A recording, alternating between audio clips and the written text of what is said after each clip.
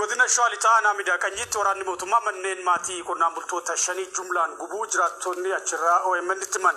Jiraattonni OMN fi yaada isaanii kennan onkoleessa 8 bara 2022 ganama humnoonni mootummaa naamida qanyii ganda boquu nissootti sababa tokko malee manneen maatii shanii qabeenya keessa jiru waliin guutumatti abiddaan barbadeessuu isaanii himan. Qabeenya kaan mana keessa ture saamuu isaaniis OMN odeeffatee jira. Qonnaan bultoonni manni fi qabeenyi isaanii waraana mootummaatiin jalaa gubate obbo Camadaa Dagabaasaa, obbo Daksiisaa Abdiisaa, obbo Ejjetaa Daggafaa fi obbo Fiqaaduu Gasharee akka ta'an himamee jira. Akka jiraattonni jedhanitti qe'ee fi qabeenyi qonnaan bultootaa kan mancaafamaa jiruuf waraana bilisummaa Oromoo waliin hariiroo qabdu jedhamuudhaani.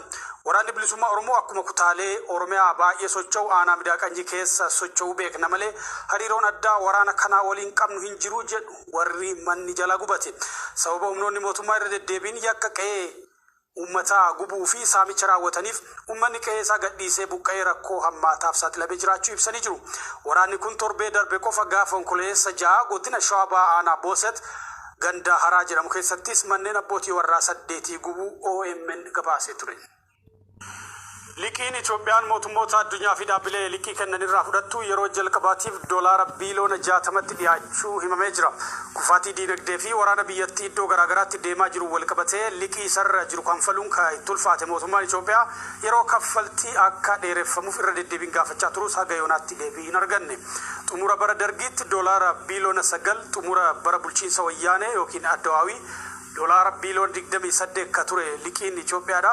Waggoota afran mootummaa bilisiginaa keessa qofa doolaara biiliyoona 56 fi miiliyoona 600 dhaqqabu mootummootaa fi liqeessitoota rifachiisee jira. Guyyoo Waariyoo bal'isee Again, the Sackers Creditors Committee has to agree. Hanqin maallaq biyyalaatiif sababi guddayaan tokkoowwan darbaqa mootummaan doolaara yuuroof paawundi farratol dhugata moggaan lakkiftee immoo daldaltootaaf dallaaltota abaara ooluun akka ibiddi mana qabsiifte maaf mandarra gubjechuu fakkaatti jedhu hayyooti diinagdee ogummaa kan keessa maqaa jaba qaban. Itoophiyaan hanqin maallaq biyyalarra waggoota achasaanan kan qaala'insa jireenyaa rakkoo beelaatiif kufaatti diinagdee amma keessatti argama. Doolari Ameerikaa tokkochi qarshii Itoophiyaa 100 liqimsir darbu wa'afaatti darachuu eegitti keeyyate ji'oota lakkaa'amuu jiru. Kanaaf immoo sababi guddayyaa waraa waliitii jedhu lolli Itoophiyaa iddoo gargaraa godhamuu jiru kun lubbuu gaaga'e uummata beelaaf saaxile dippiloomaasii ijjeese diinagdee biyyattiillee butuu.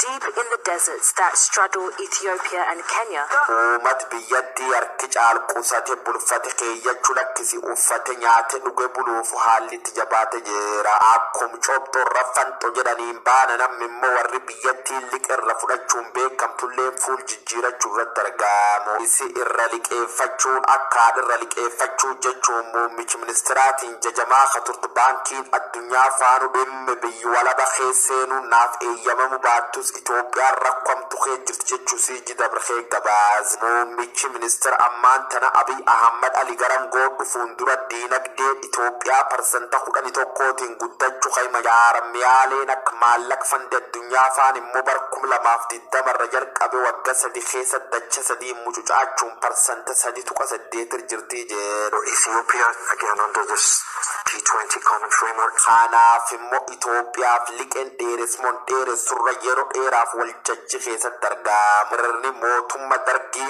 aangorra yeroo kufuun liqeen biyyatti jirtu doolaara biiliyoon 9 turte. Bara 2006 immoo liqeen tun gad bu'uun doolaara biiliyoon 2.2 gammuju jaa. Bara 2018 jechuun waggaa 4 dur yeroo Abiy garangoo dhufu wayyaanee liqe doolaara biiliyoon 28 itti lakkifte baqaate. Abiy immoo waggoottan 4 keessa dachaan gurrachuun sami horsiise. Amma liqee waliigalata Itoophiyaa jirtu doolaara biiliyoon 56 qajaati jedhu. Warri horii halliqeesnaaf deebisa jechuun irratti argama. Itoophiyaan kaffaluu hin danda'u guyyanaaf dheeressaa jedhu. Maallaqi fandi addunyaa immoo kan Itoophiyaan harki caalmarra liqeeffatu. Waraanni biyyatti keessa deemuu jiru kun dhaabbachuu baannaan liqee dheeressuu lakkisaa ammaanachiyyuu sumuun gara qaanurran argattan jedhanii jedhu. Paarlamaan gamtaa Awurooppaa Itoophiyaa irra qoqqobbiin bittaa meeshaalee waraanaa akka kaamuuf wixinee qopheesse. Waraana kaaba biyyattiitti godhamaa jiru dhaabsuu dadhabuu isaatiif mana marii nageenya dhaabbata biyyoota gamtoomanii fi gamtaa Awurooppaatiin kan qeeqan miseensonni gamtichaa bittaa fi daddabarsi meeshaalee waraanaa gara Itoophiyaa fi Eritiriyaatti akka hin godhamne ugguramuu qabu jechuun yaada dhiyeessanii jiru. Kana malees dhaabbileen maallaqaa addunyaa yeroo liqaa biyyattiirra jiru deebisuu dheeressuu hin qabanii jedhan. Waraana Itoophiyaa keessa jiruun badii guddaan gahuuranii humnoonni nagaa eegdotaa dhaabbata biyyoota gamtoomanii Itoophiyaatti bobbaafamuu akka qabanis waamicha dhiyeessanii jiru. Mootummaan Itoophiyaa himata hawaasa addunyaatiin itti dhiyaatu cimsee balaaleffataa ture.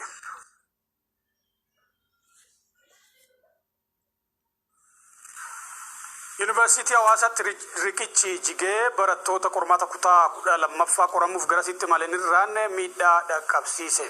Riqichi jige mooraa guddaa yuunivarsiitichaa kan mooraa teeknoo jedhamuun beekamuun wal quunnamsiisu yoo ta'u har'a ganama jiguun barattoota qormaata fudhachuuf walitti qabaman hedduurraan miidhaa qaqqabsiisutu himame. Balaa mudateen barataan tokko lubbuu yoo dhabu barattooti biroon madaa'uu biiroon bulchiinsaa fi nageenyaa naannoo Sidaamaa beeksisee jira. Biiroon kun akka jedhetti balaa kanaan barataan tokko lubbuu dhabee lama immoo garmalee miidhaman. Namoonni ijaan argan immoo barattoota 60 caalaatu madaa'ee jedhan. Barattoonni miidhaa garaagaraatiif saaxilaman wal'aansaaf gara hospitaala rifaraalaa Hawaasaatti guuramaa turuu simanii jiru. Balaa mudatee wal qabatee barattootii fi maatiin barattootaa rifaatuu jabaa keessa seenuun muddamni uumamuu odeeffannee jirra yuunivarsiitii Hawaasaatti. Barattoonni qormaataaf gara yuunivarsiitii gaaf dhaqan bilbila harkaa akka qabatanii dhufan waan dhorkamaniif maatiin haala ijoolleen isaanii keessa jiran odeeffannoo dhabuun gara yuunivarsiitichaatti yaa'aa jiru jedhamee jira.